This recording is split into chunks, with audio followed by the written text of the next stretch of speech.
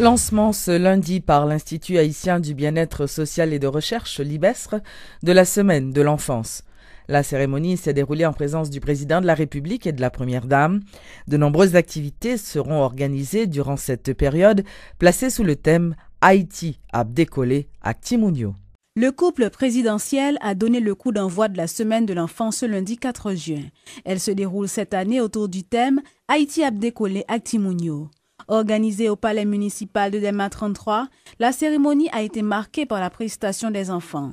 Chants, danse, montage de textes, pour ne citer que cela, tout était au rendez-vous pour rehausser l'éclat de cette activité. Mis à part ce côté festif, il y avait également des interventions officielles, notamment celle de la première dame de la République, Sophia Martelly, dans laquelle elle a exhorté les parents à encadrer leurs enfants. M'a fait tout parents songer, c'est des voies pour nous protéger Timounio, défendre, permettre de gagner la santé. C'est ça qui pourra permettre à la société à des monde voyants, à citoyens qui a bon comportement pour Haïti qui a une plus belle, plus frais, plus jambe. Timoun Jodi, grand monde demain, un slogan qui fait l'affaire du président de la République. En ce sens, Michel Martelly donne la garantie que les enfants du pays ne seront pas abandonnés à leur sort. Nous sommes de commencer avec 4 E, nous mettons énergie là-dedans, faire 5 E.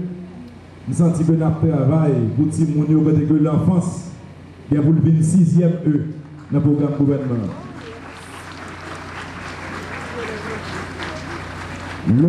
Pour protéger Timounio, leur sécuriser Timounio, avenir pays à plus belle. Et m'engager pour me faire ça. Quant à la directrice de l'Institut du bien-être social, elle a fait état de la situation de précarité dans laquelle vivent des enfants du pays. À travers l'Institut qu'elle dirige, Ariel Gentil-Vildrin promet de tout faire pour améliorer leurs conditions de vie. Plus que jamais, sous ma direction, le bien-être social sera proactif afin que les grandes valeurs fondamentales comme la non-discrimination, l'intérêt supérieur de l'enfant, la survie, le développement et la participation au regard à la législation haïtienne relative aux enfants soient appliquées et respectées.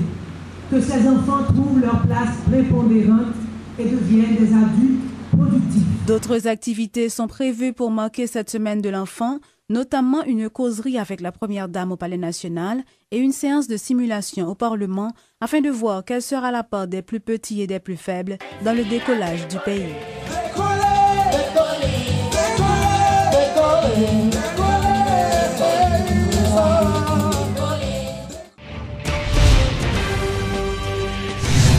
Lancement vendredi dernier par le ministère du Tourisme officiellement de son nouveau logo et slogan qui seront utilisés dans une campagne de communication globale visant à promouvoir Haïti comme destination touristique et à replacer le pays sur la carte régionale et mondiale du tourisme.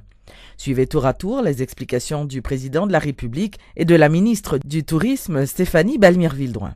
Ce nouveau logo dominé par le rouge de notre hibiscus et le jaune de notre beau soleil annonce certainement que Haïti, avec la captivante hospitalité de son peuple, son chaud soleil d'or, ses paysages et sites de rêve, son art envoûtant, Haïti va redevenir cette terre où de nombreux étrangers viendront se griser en quête d'un exotisme enchanteur. Notre fleur nationale, l'hibiscus, s'ouvre avec ses chaudes couleurs pour accueillir le visiteur dans le chatoiement soyeux de ses pétales. La dynamique du changement que j'imprime me porte à penser que ce qui avait été obtenu hier dans le tourisme peut se renouveler dans de meilleures conditions. Nous avons l'obligation de nous montrer plus performants que nos devanciers qui, en leur temps, nous avaient aménagé une place de choix sur l'échiquier de l'industrie du voyage et des loisirs. Car le tourisme peut être un des secteurs de croissance majeurs pour le pays. Et nous sommes maintenant à un point où nous devons nous astreindre à tirer profit de chacune et de l'ensemble de nos ressources. C'est ça que fait. Pendant que le ministre touriste là travaille dans le sens vision gouvernement avec la présidence là, n'a pas accompagné le ministère des Travaux publics, ministère environnement, ministère culture ministère intérieur, tout gain pour mettre main avec lui pour réussir défi ça. Avec ce logo et ce slogan, nous voulons montrer au monde qu'il existe une Haïti colorée, vivante, rayonnante, pleine de sourires, une Haïti magique et surtout une Haïti riche. Le gouvernement Martelly Lamotte croit que le tourisme est un excellent moyen de contribuer au développement d'Haïti. Nos atouts, vous en avez vu quelques-uns dans cette vidéo. Des kilomètres de plages immaculées, des paysages idylliques, une population accueillante. Une histoire unique qui a laissé en héritage un patrimoine exceptionnel, comme la Citadelle, la plus grande forteresse en Amérique construite au XIXe siècle. Une culture riche avec un peuple d'artistes. Le gouvernement est conscient que le changement de la perception extérieure d'Haïti n'est pas une tâche aisée. Toutefois, il travaille avec beaucoup d'acharnement en vue de renverser cette mauvaise presse faite autour de notre nation Haïti. Changer l'image d'Haïti est une nécessité pour attirer des investissements étrangers, générateurs de devises et d'emplois pour notre population. Le changement d'image est également une exigence en vue d'améliorer l'attractivité de notre pays dans un environnement régional et global de plus en plus compétitif. Le président du Sénat, Simon Dieusseul Dera, salue la décision du président qui annonce la publication prochaine de l'amendement de la Constitution. Monsieur Dera a fait remarquer qu'en publiant l'amendement de la loi mère, le chef de l'État va tout simplement réparer une erreur. Arrêté présidentiel, pas de droit camper amendement. Arrêté avec un droit camper promulgation. Donc ça, c'était regrettable. Je dis, question pas sous table sénateur, ou pas sous table député. Automatiquement, l'Assemblée nationale a fait une fusion acte. Le dessaisi, le dossier a gagné sous table exécutif. Si vers gaz a gagné la table exécutive, va sous table parlement. Le parlement va gagner pour le dossier comme ça encore. Je dis que dans parler. Sauf que, il n'est pas normal qu'il y ait des lois qui votent dans le Sénat de la République ou dans la Chambre des députés qui votent dans le tiroir de l'exécutif. Et ça nous gagne comme revendication, pas même revendication, le sénateur va revendiquer. Ça nous exige qu'il y ait des lois qui votent dans la Chambre Sénat ou dans le Sénat ou dans la Chambre des députés que yo publié automatiquement. Maintenant, si il y a des barrières dans le tiroir exécutif, pour pas fantaisie un arrêté présidentiel qui est rentré en amendement, quel que soit ça qui est un amendement, pour moi, l'amendement publié déjà. Il est en vigueur déjà. Maintenant, publier un amendement. Le président Martelly n'a pas ni droit ni autorité pour dire qu'il va publier un amendement, il est capable de rééditer un amendement qui est avec des errata, des problèmes qu'il a gagnés. Mais lui-même, il n'a pas gagné qualification pour publier un amendement ça qui est voté. C'est le président Préval qui a gagné pour faire, le président Préval fait déjà. Point barre. Les médecins haïtiens continuent de subir la concurrence des praticiens étrangers exerçant dans le pays. C'est ce qu'a affirmé le docteur Ginette Rivière-Lubin, présidente de l'Association des médecins haïtiens. Intervenant à la rubrique Le Point de Radio et Télé Métropole, le docteur Lubin précise que la situation de la plupart des cliniques haïtiennes est très précaire.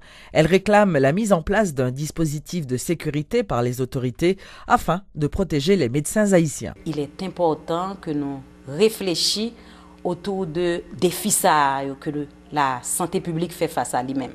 Défis se rapportent aux médecins, mais défis à tout au niveau du système de soins, au niveau des institutions de santé, au niveau de l'accès inéquitable aux soins, les poser au niveau de jeunes médecins qui formés tant ici qu'à l'étranger, qui pas joignent et emploi qui par contre qui ça pour faire les poser au niveau du coût des médicaments qui sont élevés, les poser au niveau de différents facteurs.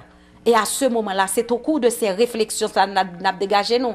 Et il faut que nous disions, les pas arrêter réflexion pour le faire au niveau d'un congrès. Parce que s'il était au niveau d'un congrès, bon, par quoi nous cap dépenser toute énergie ça pour être au niveau d'un congrès.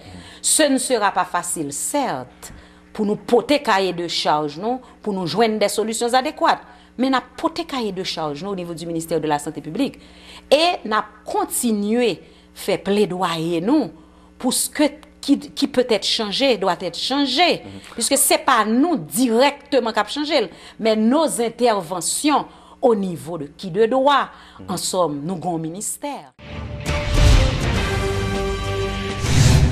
Le mouvement des citoyens dévoués pour un environnement propre souhaite l'adoption par le Parlement d'une loi devant protéger l'environnement. Les responsables de cette organisation ont par ailleurs salué le gouvernement Martelly-Lamotte qui, selon eux, priorise la préservation des espaces naturels du territoire afin d'éviter une crise environnementale. L'organisation sociale Mouvement des citoyens dévoués pour un environnement propre, qui évolue dans ce domaine depuis 2009, élève la voix pour dénoncer l'état lamentable de l'environnement du pays. Des gens montent sur n'importe qui tête pas pour lui. Si nous regardons mon hôpital, vers zone canapé vert, nous ouais, moun yo bâti n'importe qui gens. Donc dans ce sens ça, pas de loi vrai parce que si il y a une loi qui t'a protégé l'environnement, yo pas quitter moun yo bâti n'importe qui gens. Nous t'a pour tout côté dans ville là, c'est petit caille qui fait tout bon la rue, yo ville pas protégé, pas de loi qui protéger parce que si tu as une loi yo t'a interdit moun faire ça. Selon ce mouvement, les conditions sanitaires dans lesquelles se vendent les produits de première nécessité laissent également à désirer. Moun k'ap vend, c'est les mouches fin acheter. Moun acheter, mouche qui prend tout ça qui est dans viande, bah pour moun manger légumes, qui côté loi qui protéger environnement. En bas la ville là, ça mon cher, ou passer c'est néon pour mettre le néon. Et pour aider à renforcer l'idée de refaire l'environnement du pays, le mouvement des citoyens élabore des projets. Pour ça, il baptise du nom, tout le monde joigne. C'est un projet qui permet que chaque monde ait un recycle de la carreau qui est composé en 2 compartiments, qui est capable de réserver matière, qui est capable d'aller en décomposition et l'autre matière qui est capable soit brûlée ou jetée. Ce mardi 5 juin ramène la journée mondiale de l'environnement. À cette occasion, le mouvement des citoyens dévoués pour un environnement propre tire la sonnette d'alarme pour sauver ce qui reste de notre environnement en voie de disparition.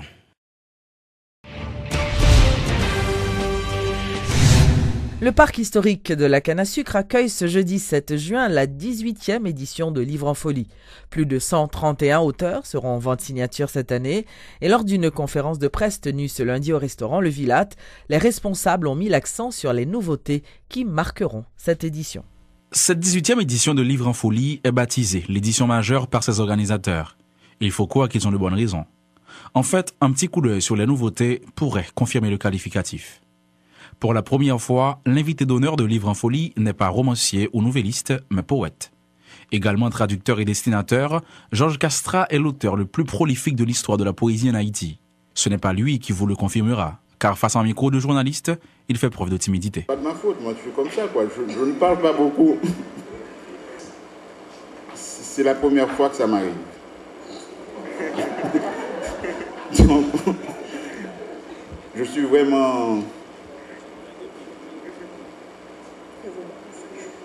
embarrassé parce que aux conférences de presse à la télévision, mais bon, moi je ne m'y attendais pas. Voilà. Cette année, Livre en folie met sous les feux des projecteurs 2 nouveaux écrivains à travers le prix Livre en folie de la première œuvre. Firmin Saint-Amour, pour son titre La Grande Zizanie, est récompensé dans le cadre du prix Oswald Durand dans la catégorie fiction et Jean-Claude Molière, Amisial, reçoit le prix Georges Anglade pour son essai intitulé Essor et déclin de la production bananière en Haïti. Les explications d'Emily Prophète, une organisatrice. Pour cette première édition, c'est Écriture des Amériques qui dote le prix Livre en folie de la première œuvre et ce prix accorde $2500 américains à chacun des gagnants et une promotion de 3 mois dans le Nouvelliste et sur Magique 9. Pour la 2e année consécutive, le Rang Barbancourt décernera 2 bourses à 2 auteurs publiés à compte d'édition. Louis-Philippe d'Alembert et Kate Limars, les bénéficiaires de l'année précédente, ont respectivement produit Les bas-fonds de la mémoire et Aux frontières de la soif grâce à cette bourse, confie Emily Prophète. Le public va avoir l'occasion de découvrir ces 2 nouveaux livres après-demain déjà, lors du déjeuner d'éditeurs, et le montant pour chacun de ces boursiers est de $5000 américains. Ensuite, les livres sont imprimés au bon soin du Rhum Barbancourt et du journal Le Nouvelliste, et les bénéfices découlant de la vente de ces livres vont encore aux auteurs. Avec 131 auteurs en signature, plus de 200 nouveaux titres, 1368 œuvres disponibles et une réduction de 40% sur tous les livres disponibles, Livre en folie veut donner une place de choix à la littérature haïtienne et encourager la lecture. Ce jeudi 7 juin, de 10h AM à 6h PM, faites donc un repas canne à sucre.